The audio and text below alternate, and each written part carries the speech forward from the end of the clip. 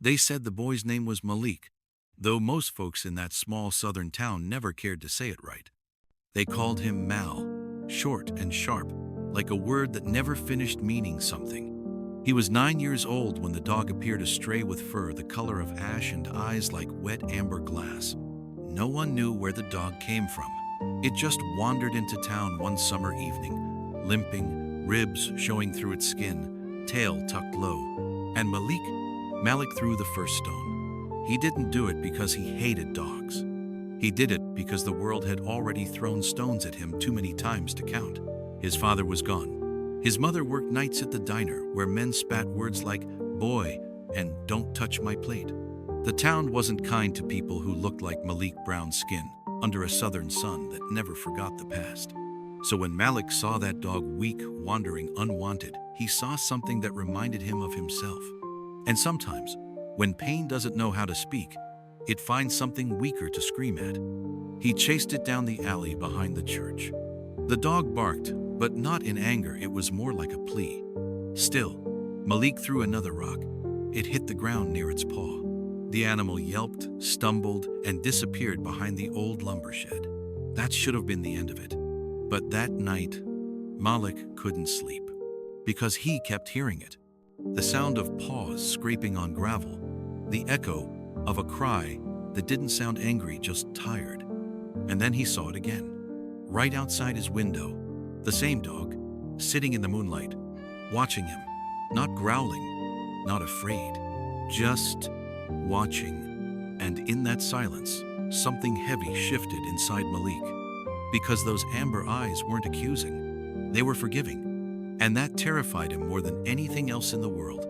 The next morning, the dog was still there, sitting under the pecan tree outside Malik's window, still watching. Its fur shimmered faintly in the early light silver at the edges, almost glowing. And though its body was thin, its posture held a quiet kind of dignity. Malik didn't know what to do. He tried to ignore it. He dressed for school, ate a cold biscuit, and left through the back door like nothing was wrong. But as he walked down the dirt road toward the bus stop, he felt those amber eyes following him. He turned.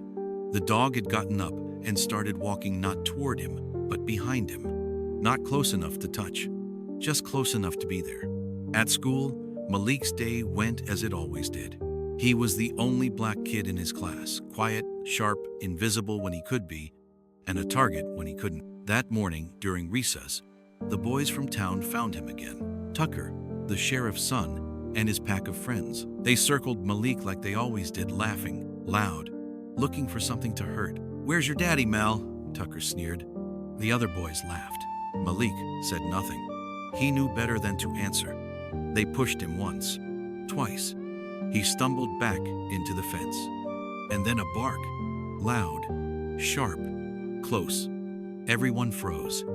The dog, his dog now, though he didn't know it yet, was standing behind the fence. Its fur bristled. Its teeth glinted in the sunday. It didn't growl. It just stared. And for a moment, even Tucker looked afraid. "What the hell is that mutt?" one boy whispered. Malik didn't answer, because he didn't know either. He only knew one thing, that the dog he had once hurt had found him again, and had chosen to protect him. That night, Malik left a piece of cornbread by the porch. He didn't know why he did it, maybe guilt, maybe gratitude. The dog approached slowly, limping on its back leg. It sniffed the bread, then looked up at him with those same forgiving eyes. Malik sat down beside it. "I'm sorry," he whispered. He didn't even realize he was crying until he felt the tears hit the wood. The dog leaned in closer, resting its head on his knee. Its body was warm, warmer than it should have been. And in that moment, something unexplainable washed through him. It felt like forgiveness at a temperature. It felt like light. Later that night, Malik's mother came home from the diner, tired and silent. She paused when she saw the dog lying by the door. "Boy, what's that doing here?" she asked. Malik hesitated. "I don't know, Ma. It just won't leave." His mother looked at the animal long and quiet. Then she sighed. "Well," she said softly, "maybe it's meant to stay." She walked inside without another word. The narrator's voice deepens. That night, as Malik slept, he dreamed of the dog running through a field of fireflies whole, strong, and unchained. But behind it, in the shadows, there was another figure. A man, tall, broad-shouldered, face hidden, and in the dream, the man turned toward him and whispered, "You can't fix what you won't face." Malik woke up breathless. Outside his window, the dog was gone. Only the wind moved, but on the dirt by the porch were two sets of footprints, one small and human, the other not. The porch looked empty without it, just the chipped paint, the broken steps, and the hollow quiet of a place that had seen too much leaving. Malik stared at those two sets of footprints in the dirt, his own, and the paw prints that faded off toward the woods. He didn't understand what it meant, but something in his chest told him this wasn't over. Not yet. At school, he couldn't focus.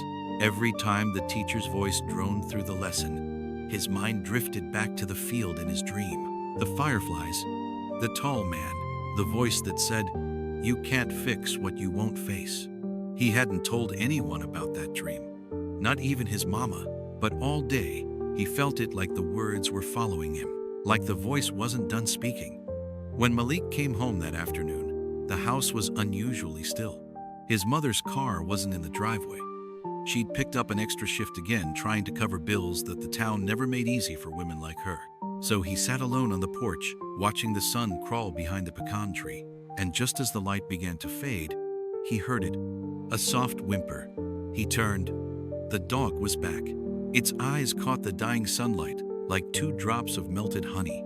But something was different this time. Its fur looked cleaner, the limp was gone, and it carried something in its mouth, a small dirt-covered object. It dropped it at Malik's feet. He bent down slowly. It was a worn leather badge, the kind the local sheriff's deputies used to wear. Malik froze. His heartbeat stumbled, then raced. He turned the badge over, brushing off the dirt, and on the back, faint but still visible, were three engraved letters. E.H. He knew those letters. Everyone in town did. Earl Henson Tucker's father. The sheriff. The same man who'd taken Malik's father away 3 years ago. And the same man who swore he never saw him again. Malik's hands trembled. He looked at the dog. "Where did you get this?" he whispered. But the animal just stared back, head tilted slightly, like it understood something he didn't. A chill swept through the air, sharp and sudden. The pecan tree above them rustled even though the wind had died. Malik's throat went dry. "Why are you showing me this?" The dog blinked once, then turned and started walking toward the woods. Not running, walking. Slow, purposeful. It looked back once, waiting. Malik hesitated. Every part of him screamed to stay, to wait for his mother, to lock the door, to forget. But then he thought of his father, and the way the sheriff never gave her answers. Just silence, and a folded shirt that didn't even belong to him. Malik stood up and followed. The shed stood crooked under the weight of time, half swallowed by ivy, the woods swollen from years of rain and silence. It looked like a place the world had chosen to forget. Malik hesitated at the door. The smell hit first damp earth, rust, and something faintly metallic, the kind of scent that lives in old wounds. The dog stood a few feet behind him, quiet, unmoving. Its amber eyes didn't waver. "Why here?" Malik whispered. The wind didn't answer. Only the door creaked wider, slow as breath. Inside, everything was gray dust clinging to every surface, cobwebs hanging like old curtains. A single beam of sunlight cut through a gap in the roof, landing on the floorboards. That's when Malik saw it. A small, metal chain, broken at one end, buried half under the dirt. He bent down, brushed the soil away, and the sight froze him cold. The chain wasn't old. The metal was still bright beneath the dirt. Fresh.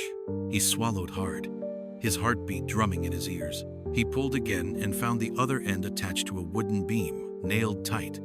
And then he saw the stain, dark, wide, and long since dried into the floorboards. Not paint, not oil, blood.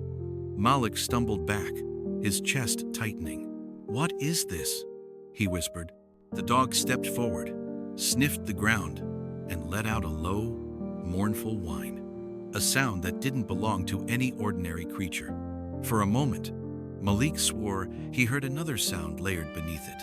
A man's voice, faint, almost human. A whisper. They said I never came home. Malik froze. His mouth went dry. He turned sharply, but no one was there. Only the dog, staring at him with eyes that looked suddenly older, heavier. He backed out of the shed, gasping for air.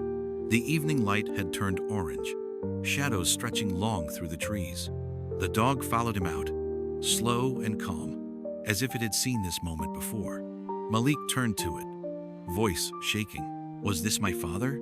The dog didn't move, didn't blink, but its ears tilted, just slightly, and that was answer enough. Malik sat on the grass, knees pulled to his chest, trying to swallow a storm of thoughts. His father had been taken by the sheriff 3 years ago, arrested for something nobody could prove, and never seen again. The sheriff said he escaped custody, said he must have run, but Malik's mother never believed that. She said his father wasn't a man who ran. He was a man who stood still, even when standing still was dangerous. Now, Malik understood why the sheriff never talked. Because maybe his father didn't escape. Maybe he was buried in silence, right here, behind the church, in this shed full of ghosts. The dog walked closer, pressing its head against Malik's arm. He could feel its heartbeat steady, alive, too alive. And then, in that moment of stillness, he realized something that made his skin crawl. The dog's fur, the one that shimmered faintly in light, wasn't just silver. It had patches of black, in the same pattern as the jacket his father used to wear. Malik reached out with a trembling hand. The dog didn't pull away. Its eyes reflected his face, and beneath his reflection, for a split second, he saw another. A man's face. Familiar. Tired. Kind. Malik fell back, gasping. The dog stepped closer, its breath slow, almost human. And in the rustling of the pecan leaves above, he heard it again. That same voice from his dream. You can't fix what you won't face, son. Malik's eyes burned with tears. Daddy? He whispered. The wind went still. The dog blinked slowly once, and then turned its gaze toward the road that led back to town, toward the sheriff's house. That's when Malik understood. This wasn't just about what the sheriff did to his father. It was about what the town did to truth, what hate had buried beneath the soil. The dog hadn't come back for forgiveness. It had come back for justice, and Malik was the only one left to bring it. The road into town felt longer that evening, the gravel crunching under Malik's shoes like the ticking of a clock that wouldn't slow down. He kept one hand in his pocket, fingers brushing the sheriff's badge, the proof that burned against his skin. The dog padded behind him, silent, steady, a shadow stitched to his footsteps. Every now and then Malik looked back. The animal's eyes caught the streetlights and glowed faintly, like coals that refused to die. He didn't know what he was walking toward, truth or trouble, maybe both. But he knew one thing for certain. Hiding was over. When he reached Main Street, the town looked almost kind. Children rode bikes in the fading light. Store windows glimmered with closed signs, and the smell of fried food drifted from the diner where his mother worked. Normal, harmless, a lie wrapped in comfort. Malik's gaze drifted to the white brick building across the street. Henson County Sheriff's Office. The flag outside hung limp in the still air. Every time he saw that building, something in his chest tightened an ache, shaped like absence. He swallowed, then pushed the door open. Inside, the air was cool and smelled faintly of coffee and metal polish. A single lamp glowed on the far desk. Behind it sat Tucker, the sheriff's son. He'd grown since the schoolyard, taller now, jaw hardening into his father's shape. He looked up, surprised. Malik? He said, leaning back in the chair. You lost? Malik didn't answer. He reached into his pocket and placed the badge on the desk between them. Tucker's eyes dropped to it. The color drained from his face. Where'd you get that? Out by the woods, Malik said quietly. Behind the church, the shed. Tucker's hand twitched. That's my daddy's. I know, Malik interrupted. The one he said he lost the night my father disappeared. Silence hung heavy. Outside, a truck engine rumbled past, then faded. Inside, only the slow hum of the ceiling fan. Tucker's throat moved as he swallowed. What are you trying to say, Mel?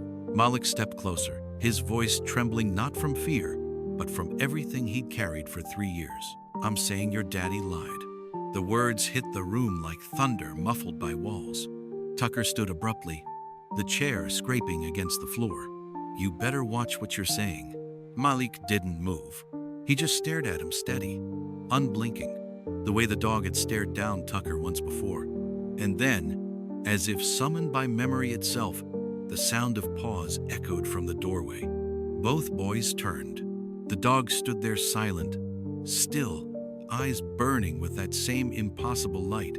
Tucker took a step back. "What the hell?" he whispered. "That's the same mutt from school." Malik didn't look away. "He's been showing me things," he said softly. "Things your daddy buried." Tucker's jaw clenched. "My old man ain't." The dog growled low, deep, and human-sounding, like the earth itself warning them to stop lying. Tucker froze. For the first time, he looked afraid. Sometimes truth doesn't come in words. Sometimes it walks in on 4 legs and refuses to be ignored. The sheriff appeared in the doorway then, older than Malik remembered, his badge glinting under the fluorescent light. "What's going on in here?" he barked. Malik's heart pounded. The badge on the desk caught the sheriff's eye, and he stopped dead. For a long moment, no one breathed. Then the sheriff whispered, almost to himself, "Where'd you find that?" Malik's voice barely carried. "Where you left him." The sheriff's hand trembled. The color in his face shifted: anger, fear, guilt, all fighting for space. Outside, thunder rolled somewhere beyond the hills. The dog stepped forward, its gaze locked on the sheriff. The old man stumbled back a step, hand reaching for the wall. And in that single heartbeat of silence, the dog's growl changed softer now, aching, familiar, like a father's sigh when he sees his child again. The sheriff's eyes widened. He whispered a name, Malik's father's name, like a prayer he never deserved to say. Then he turned and fled out the door, the storm gathering behind him. Malik and Tucker stood frozen in the echo. The dog looked back at Malik once, as if asking, "Are you ready to follow?" Malik nodded, and together, boy and beast stepped into the rain-soaked night, toward the truth the town had buried and the reckoning that waited beneath the thunder. The rain came down like it had been waiting years to fall. Wide, angry drops pounded the streets, washing dust and silence from the town's skin. Malik followed the sheriff's shadow through it, the dog pacing beside him, its fur slick with silver water. Street lights flickered, doors slammed, people pulled curtains tight. No one wanted to see what was about to happen. They reached the edge of town, where the road curled toward the fields and the church's cross cut black against lightning. The sheriff had stopped there, breathing hard, rain dripping off the brim of his hat. "Why couldn't you leave it alone, boy?" he said, his voice cracked between guilt and command. Malik stood a few feet away, soaked to the bone. "I just wanted to know what you did to my daddy." The dog growled low, its chest rumbling like distant thunder. The sheriff's hand trembled. "He came at me that night, said I'd called him something I shouldn't have. I tried to arrest him. He fought back. It was an accident." Lightning split the sky, white and merciless. "An accident?" Malik whispered. "Then why hide him? Why lie?" The sheriff looked down at the mud. "Because this town don't forgive. It don't forgive a white man for killing a black man. And it sure don't forgive a black family for asking why." He looked up, eyes red. "I buried him myself, behind that shed. I thought the rain would keep it quiet. But the rain never forgets. It just waits for thunder to give it a voice." Malik felt his knees weaken. For 3 years, he'd carried questions that bled into nightmares. Now he had the answer, and it tasted like iron and loss. The dog stepped forward, stopping between them. The sheriff backed away, whispering, No, that can't be." For in the glare of lightning, the dog's shape wavered. Its body flickered like mist, and beneath the fur, a figure shimmered through. Tall, broad-shouldered, familiar. Malik's father. His outline burned bright for a heartbeat, eyes full of sorrow and peace. Then the storm swallowed the light again, leaving only the dog standing in the rain. The sheriff dropped to his knees, shaking. "I didn't mean." The wind drowned him out. Malik stepped closer. He wanted to shout, to curse, to hit, to cry, but all that came out was a whisper. Then make it right.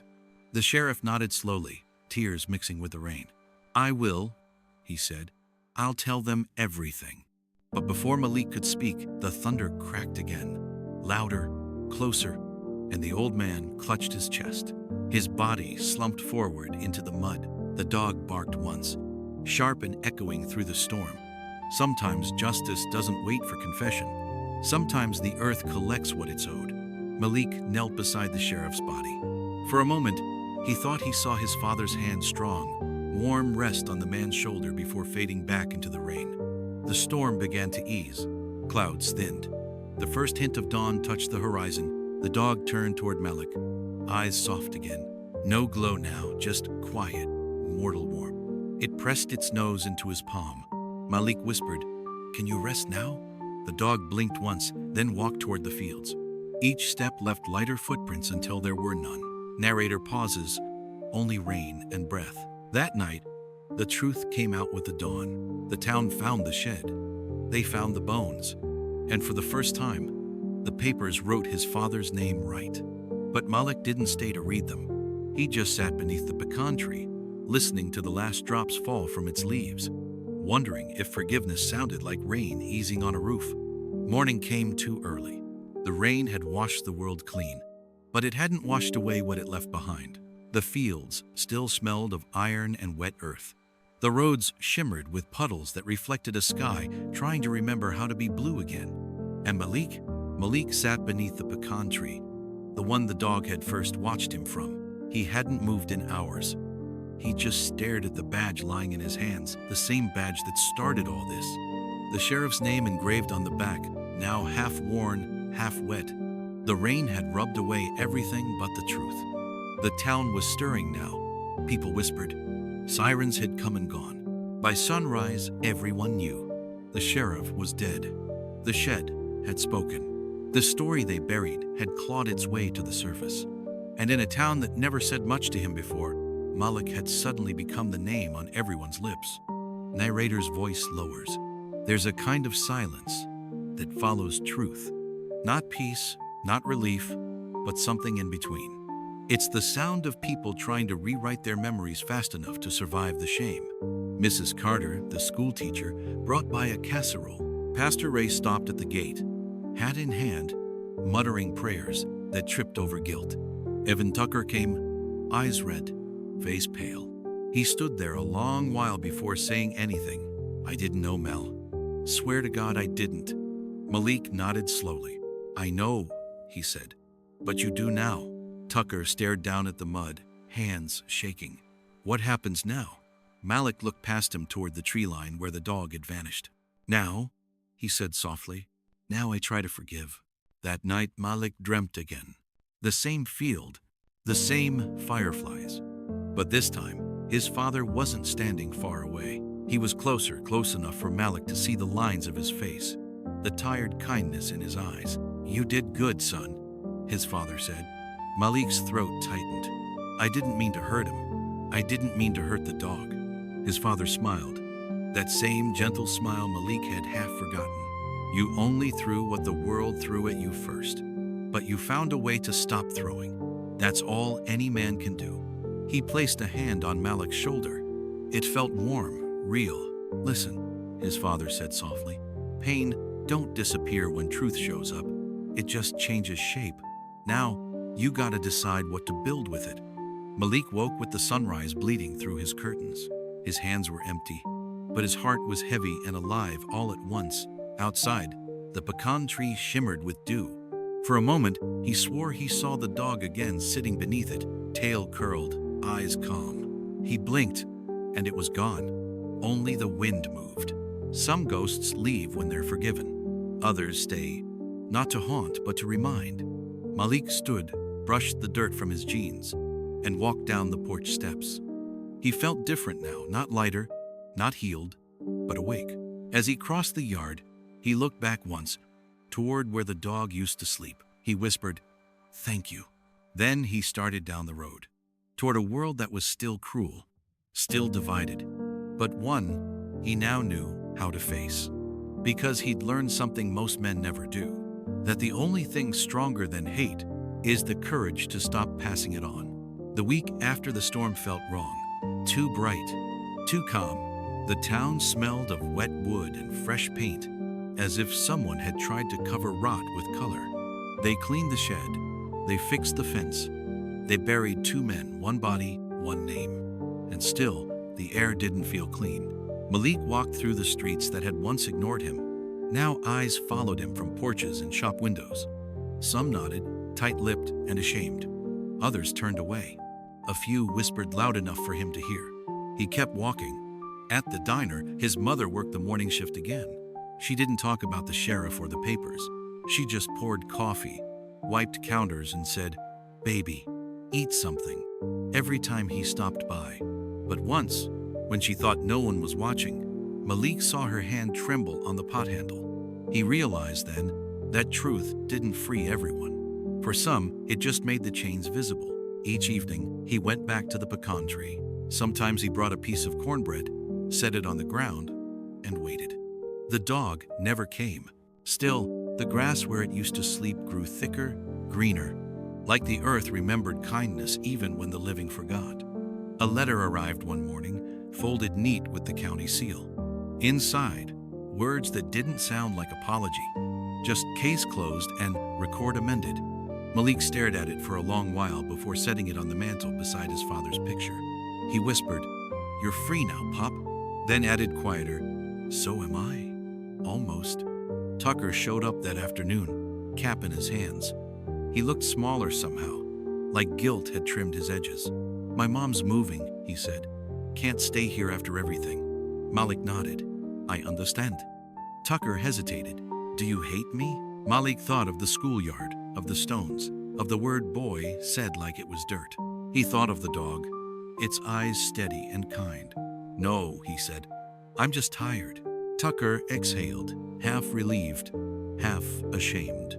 Before leaving, he pressed something into Malik's hand, a photograph, old and faded. 2 men standing in front of a pickup, smiling. Tucker's father, Malik's father, younger, friends. "Found it in my dad's drawer," Tucker said. "Guess he wasn't always the man he became." When he was gone, Malik looked at the photo until his vision blurred. He realized that forgiveness wasn't a door you walk through once. It was a road you had to keep walking, even when it hurt. That night, as cicadas sang and the town lights flickered out, Malik sat under the tree again. The breeze lifted through the branches, carrying the smell of rain from somewhere far away. He spoke softly into the dark. Maybe this is what healing sounds like. And for a heartbeat, the air seemed to answer, a single bark, faint and far, echoing from the woods. Sometimes redemption doesn't come roaring back. Sometimes it just keeps watch, quiet and unseen, like a dog that finally trusts the world enough to rest. Years have a way of softening edges.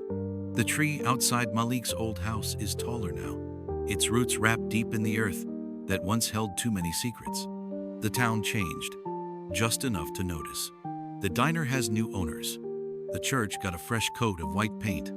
And people speak of the sheriff's name only when they need to warn their children what silence can do. Malik is a grown man now. He left for college, then came back not because he had to, but because he wanted the soil to remember him for something good.